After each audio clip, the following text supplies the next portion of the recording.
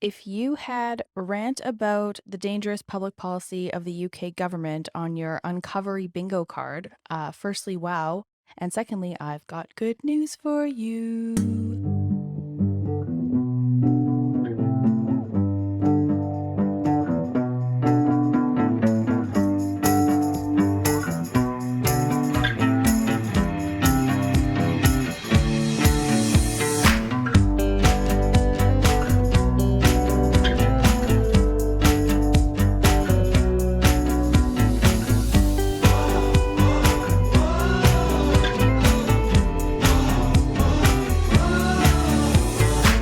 Well, we thought we were on spring break. This week it was an opportunity for me to focus on some work and honestly embrace a little bit of rest because I am still in a real exhaustion phase right now. And I never want to put out content or episodes that I don't really believe in or that I'm not immensely proud of and just do it. So it was actually a little bit of a pseudo recovery related challenge for me with, perfectionism and showing up at 100 at all times and giving myself permission to just not sometimes. Now, I did need to actually text my mom and hear a little bit of validation and permission midweek when I was laying on the couch feeling like I'd been hit by a bus. But still, progress.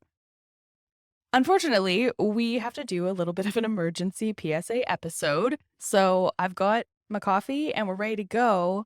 The coffee is also a bit of a double whammy challenge because it is now lukewarm as I was setting up my audio. And there's a new milk in it, macadamia milk, which I have had before. But I had been defaulting a little bit back into the sort of very low calorie cashew and almond milks of the world. So got to challenge repeat. So when you notice something slipping, you got to bring it back in. And challenge repeat is something of a recovery motto.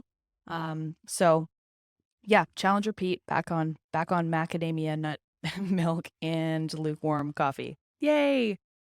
Okay, so happy spring break or Easter, whatever your denomination of choice to have to work less, hopefully this week is.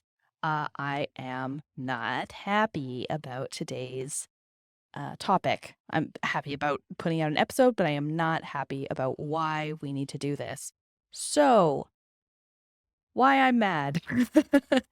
And I'll be honest, it takes a lot to get me very kind of frustrated and riled up. I can go with the flow pretty well, but that sort of tension, not in stomach anger, um, which then usually just turns into tears because that's just how my brain and emotions work. Uh, it takes me a bit to get there. And I was, putting up last week's social media post because I've been off social media, but I've been doing the Uncovery stuff. And so I was doing that for the sort of spring break Easter post last week. And I had noticed a couple of posts that were talking about this UK regulation and that tense feeling that I was getting from normal social media and news and stuff before immediately started to creep in. Now, usually it's about something that I don't have a lot of say or control over, or that I think is silly or useless, and that anxiety is different. But this one is infuriating for a multitude of reasons. And so it actually inspired some action called recording this episode. So let's dive in. What happened? The details of this new regulation in the UK. Last year is actually when this legislation was passed. So it was actually in July of 2021. And this legislation makes it compulsory for restaurants, cafes, and takeaways who have over 250 employees to print calorie labels on their menus. They also need to print on these menus that adults need around 2,000 calories a day. So because it's for restaurants that have over 250 employees, and you might be saying like, that is no one, but it's those big chains, right? So there's not the small restaurants, cafes, or takeaways, but it does apply to all of the big restaurants. So this is part of the government's brilliant overall wide strategy to help people that are overweight or obese to lose weight. And this is almost 2/3 of adults in England and 1 in 3 children. So this sounds, I'm sure, to them like a very simple solution that looking at the number of calories causes weight loss. That if you just know how much energy is in the food you're about to consume or that you are considering consuming, that you would order differently and that you would lose weight in your life. I want to start by talking about why restaurants are already a nightmare for people with eating disorders a lot of the time.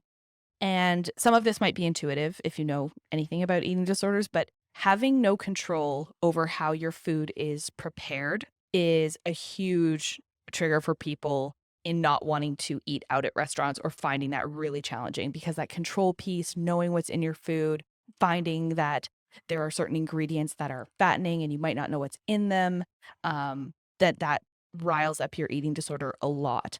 I used to be at the point where I couldn't even order sugar-free things from Starbucks anymore because I was so convinced that they would make a mistake and put the regular full sugar syrup in whatever the drink is that I was ordering, that I just altogether stopped ordering sugar-free things. That's kind of an extreme when you start even doubting what you're ordering, which even satisfies your eating disorder, being brought to you correctly.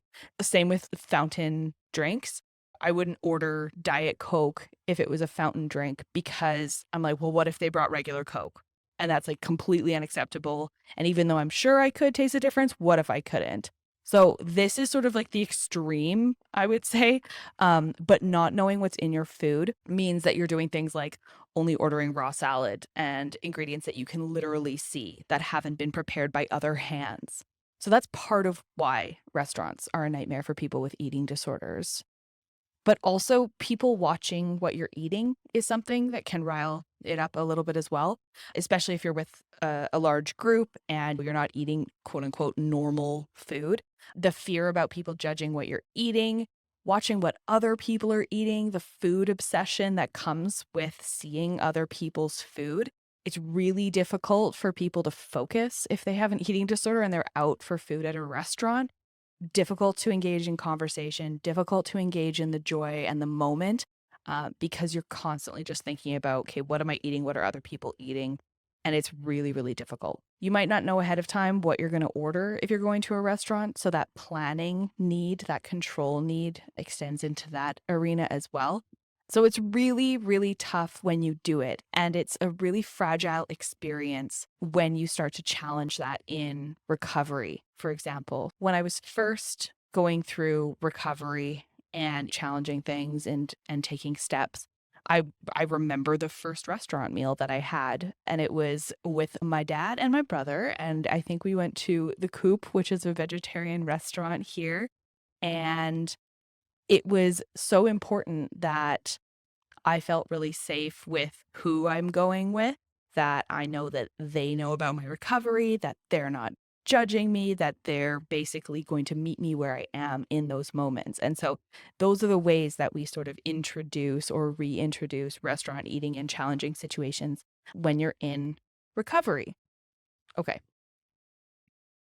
This should go without saying, but this could be incredibly, incredibly damaging policy. And it's actually just useful insight into how the creation of public policy goes sideways when there isn't actually any interest in solving the problem you're trying to solve, but just looking like you're trying to solve the problem that you're trying to solve.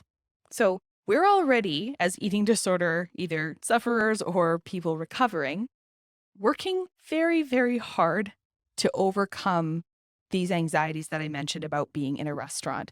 And so now we're reinforcing calorie fixation and creating this sense that every choice that we're making is being scrutinized. Now, you know, if you've listened to this podcast before, that I'm actually really not about calling everything triggering and even using the word triggers, and that I really do believe that you're going to be confronted with real life things that you're going to need to overcome that are going to trigger you. But this is a pretty universal trigger for an eating disorder. So it's not individual. It's not, oh, well, we can't solve everybody's individual triggers. This is terrible for people that already have eating disorders, but also people that don't have eating disorders. it could actually cause people to engage in this more detrimental dieting and mind space of anxiety around food and tip the scales into disordered eating patterns, which then could lead to more eating disorders, especially in young people. So imagine thinking from the time that you're young, because they have menus when they're young too, as soon as you can read, that there's a scorekeeping element to going out for a meal in a restaurant and that it matters. So this is brutal. Like, I can't think of anything more joy-sucking than going out for a fun meal and having to do mental gymnastics. Because to even start to think about intuitive eating and giving yourself permission to have all foods, the less is better narrative is just being shoved right in people's faces on the menu that you're looking at.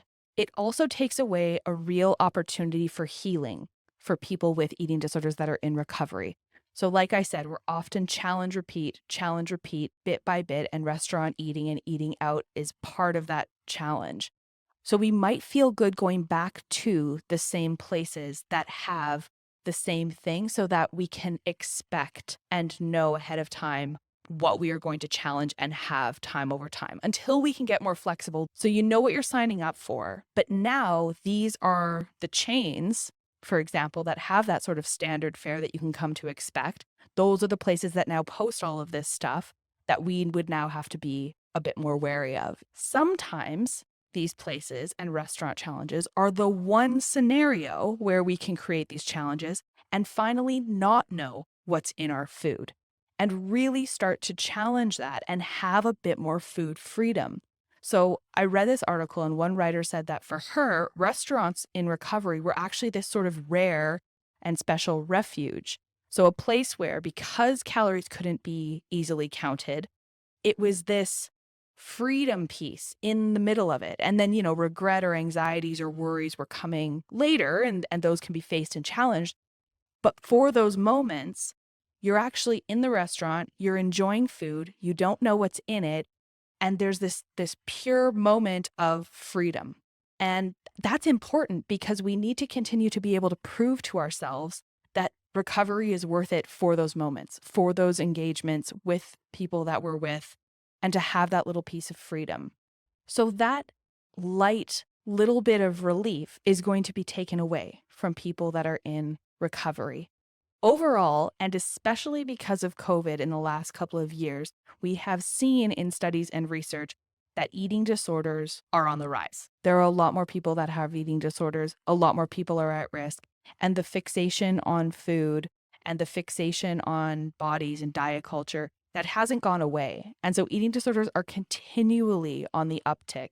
And this is basically just exacerbating that problem. Now, while there are pieces of the regulation that allow restaurants to provide menus without calories if it's expressly requested by a person that's going to the restaurant.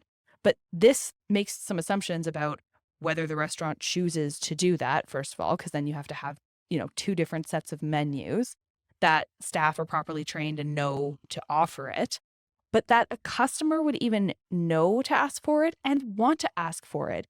You don't actually want to be singled out in really awkward situations asking for special menus so that you are not triggered into your eating disorder patterns and behavior by having to ask for a special menu when you get to the restaurants. So the secrecy and the shame that comes with eating disorders, it's not helpful to these people to say, well, if you expressly ask for a calorie-free menu, that will give you one, maybe. That's not good enough. Just don't have them on the menu. The irony of this, because this policy is intended to help people who are overweight to lose weight, which, by the way, they don't need to be reminded of. Trust me, they know. And they know what kind of food is and isn't highly calorific. We're like, this isn't rocket science anyway. I don't know why we need to do this. But if these people are supposedly who you are trying to help, and you think that putting calorie labels on things will help, what we know from behavioral science is that interventions like this do not necessarily last over time because people just get numb to them. They stop seeing things that aren't new anymore. And so eventually people will ignore these labels. But the people that should be ignoring them, people that are in eating disorder recovery or have eating disorders, would have to fight every single instinct of their brain in order to not focus on them. And all of this might be stomachable. Ugh. If we thought for certain that this would help people to be healthy and that the pros would outweigh the cons.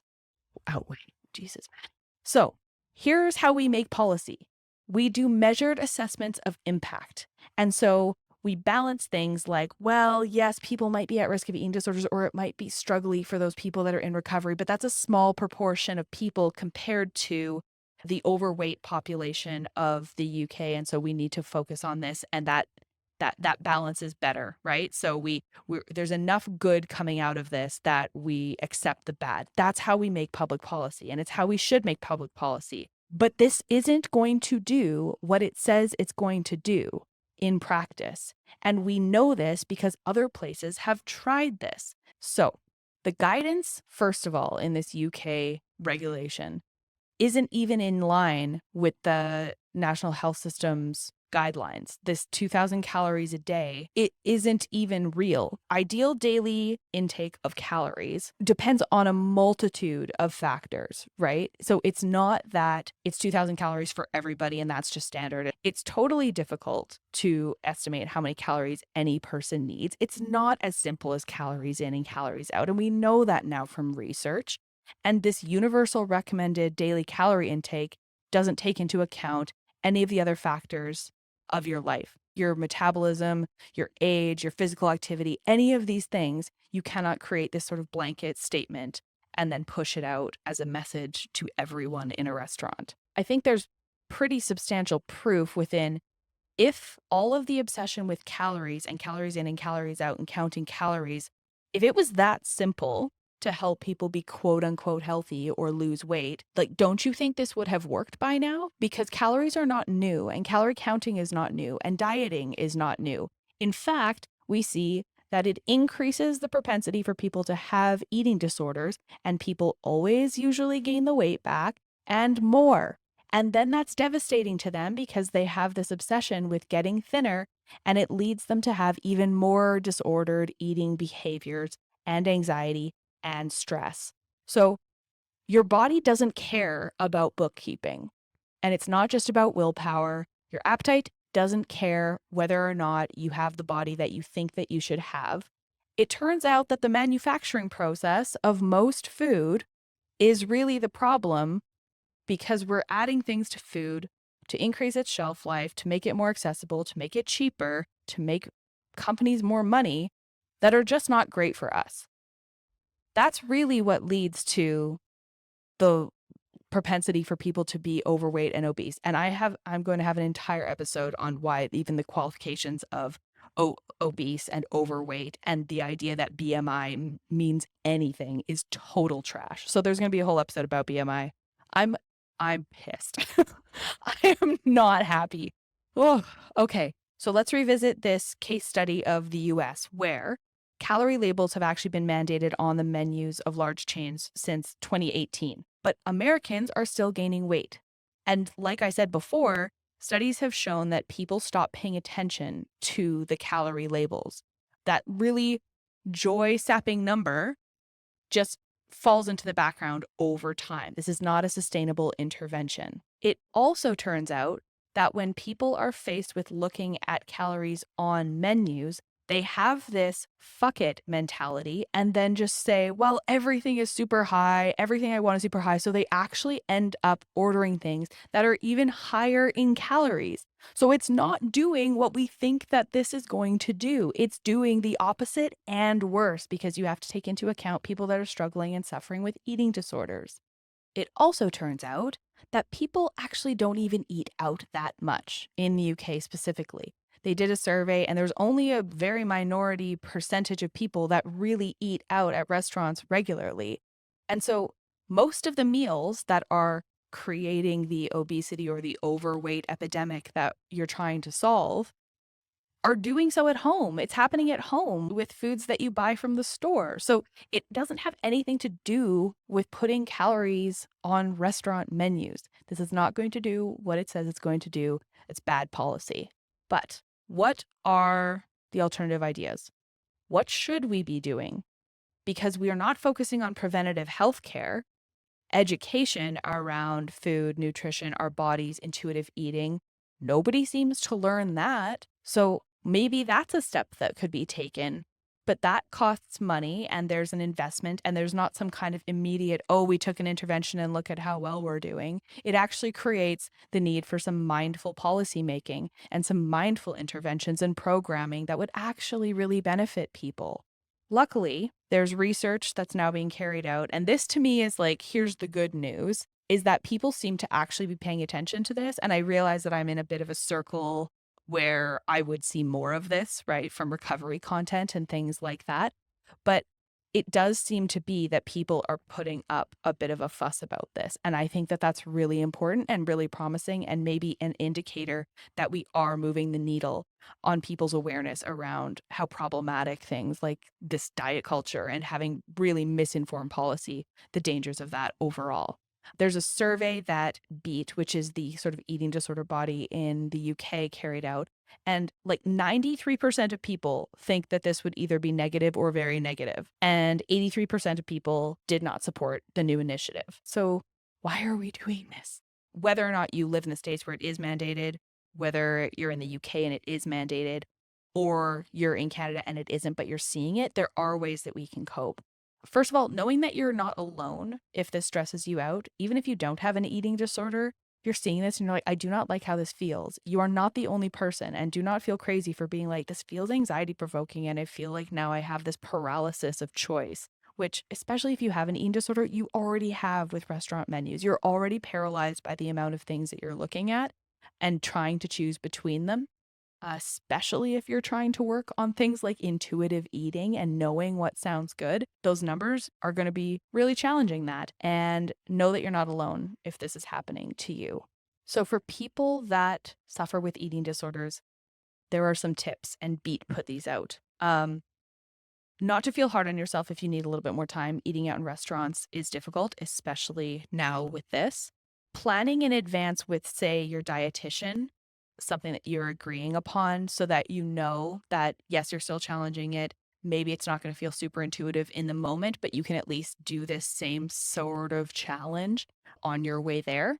Set a time limit on the amount of time that you're looking at the menu. So give yourself about a minute to review the options and then choose and close it and don't look again. And then maybe you'll forget whether it was, 522 calories or 763 calories and which was which. So trying to get away from that by closing up the menu or putting it away, giving yourself a very limited amount of time to choose. Trying to be as intuitive as possible. And this is so impossible feeling, especially early on in recovery, because you're still probably working on some degree of hunger and fullness cues, but especially knowing what sounds good and what your body really wants to eat and what you really feel like. That's so hard. Oh my God, I struggle with this now. I'm like, what do I want? Do I just want what I plan to have? Or do I actually feel like I kind of want something else? And it happens over time. I'm noticing like, oh, I had planned to sort of have this or have more of this today, but actually, I kind of feel like I want something sweet. Or, oh, actually, I feel like I kind of want something savory or I want something warmer or colder. Thinking about things like texture, tastes, the way that you feel, and try to do that before looking at any menu to be like, what kind of sounds good in my brain? And then to sort of look at what the options are. Understand your why and continue to try and understand your why. That this is the only hope we have for getting through really any triggers, but something that's so in your face like this, you really have to double down on your toolbox. And I think that's going to be important for people. For people that are, I'll call them carers, but people that are with someone or love someone or know someone or going out to eat with somebody with an eating disorder, there's some things that you can kind of do to help as well with this. So always, number one, I say this all the time, ask the person what they might need from you. If there's anything specific that they would need from you in order to help, give them a little bit of time before the meal, or if you know where you're going, let them sort of either look at the menu ahead of time or give them sort of that space to plan it out. You could also offer to have the same meal as them or have the same meal as you would at home, but just to have the restaurant version. And then ask when you're at the restaurant, like, how will I know if you're having a hard time? How will I know if you're struggling so that I can say something in the moment? Because sometimes it's difficult to know because we tend to, or at least I do, we really try to cover up in public when things are difficult because we just don't want to make a fuss about what's really stressing us out and what's bringing anxiety. During the meal, you're out at the restaurant, you can obviously avoid things like talking about calories and nutrition and all of those sort of unhelpful diety conversations. And if you're with a larger group, like shut them down as soon as you kind of start to hear them. Offer to sit next to them, offer to step away with them if they need a minute to step away from the table. These are some of the things that you can do during the meal. And then afterwards, maybe distract, like do something completely different, like leave it at the restaurant. Don't hang around maybe too long if they want to go. It's really helpful to make the rest of your day as normal as possible around these things. Even when you're challenging stuff in eating disorder recovery, what we want to do as people with eating disorders is to compensate in other ways. So we want to go for another run, or we want to decrease the other things that we're eating throughout the day in order to make up for the fact that we're having a larger or challenging meal or item of food in these moments. So help people not do that. Really just encouraging them, tell them that you're proud of them. Be like, yeah, those menus are super stupid and triggering, and you just got through that. Amazing. Like, just be there. Be there, ask them what they need, and we can get through this terrible policy together. Now, I don't know if there's anything that's going to change. I don't know if there's enough of a fuss or if people with eating disorders matter enough to policymakers. Actually, I really don't think that they do, based on what we know about eating disorder support in public health and obviously in public policy. It's just not being taken into account. Now, there's this open letter that was penned by a bunch of doctors in the UK that are essentially calling for action on this. And I'm not going to read it. I'll link it in the show notes. But hopefully this helps. Hopefully something is done, or at least there's a response or better options about, I don't know. I'm trying to think of like what's a good happy medium compromise. I'm like, I can't even think of one, because if you make the calorie menus the ones that people have to ask for, people that have active eating disorders and disordered eating patterns, it's just perpetuating that, because then they're just going to choose them because they're obsessed with it. So it's like, it's just not helpful. My concern is that Canada would adopt something like this. I have a concern about that, and I really hope that that's not the case. There seems to be some attention, like I said, on this, which to me is promising. It seems like progress to really point out the harms to having things like this in policy for people with eating disorders and struggling with their mental health. And if governments say that they care about people with mental health issues, why are eating disorders being left out of the conversation? Why are eating disorders being left off? I'm just hoping that there's enough of a stink about this that we lower the risk of having this come here too, and hopefully some of the damage can be undone before it does more, because it probably already is. This only happened, this only came into effect last week. And this is also, I think, proof of how policy and shitty policy goes unnoticed, because this was approved last year. I didn't hear about it. I didn't look for it. But like, these things just get passed and nobody says anything because nobody really knows until the day that they come into effect. And by then it's too late. So, I mean, this is a whole other conversation about government policy, but as you can probably tell, I've been very frustrated about this. I have a lot of thoughts and feelings about this. And it's not that I'm not open to other perspectives on it either. I think that there are much, much better ways to get to that result than this. But as always, I tried to really look at a balanced perspective when I was researching this to say, like, what was the intention here? And is there a chance that this is going to do what it says? And I am astounded at how bad the evidence is for something to come into effect like this, and to have nobody be like, wait, did we check if this might actually work? Like, that's the standard. That's like the standard method, is to be like, you can't make evidence-based policy without evidence. Ugh. Okay. I don't know. There's no real good news today, I guess. This is like a PSA. If I had a paywall on my on my episodes, I wouldn't have one on this episode, because it's so important that people hear about this and understand that things like this are really, really damaging, and that we have to do better. So that's what I got on spring break today. Or Easter, or whatever it is, wherever you are in your Easter or spring break journey. I hope that you're having fun despite this brutal news. And yeah, I'm facing some challenges. I'm going to an Easter brunch. I'm going to have a chocolate marshmallow egg. I'm going to do it. I've decided. I can't even remember the last one I had. My aunt makes them from scratch. From scratch. Makes marshmallow from scratch. Covers them, enrobes them in chocolate. Like, you should see the process to make these things. It's absolutely magnificent. And they're so, so good. I remember them from when I was younger, and I'm going to have one. I'm going to have one tomorrow. Maybe I'll go on the Uncovery Instagram and post a picture of it, just to be like, look what I did today. There can be some good news this weekend, right? It can't all be this. That'll be my good news. Go challenge those fear foods. Go and challenge this nonsense, and take care of yourself. Take those steps. And public policy is all nonsense. That's what I have for you today. Okay, have a great week, and we'll see you on the next episode.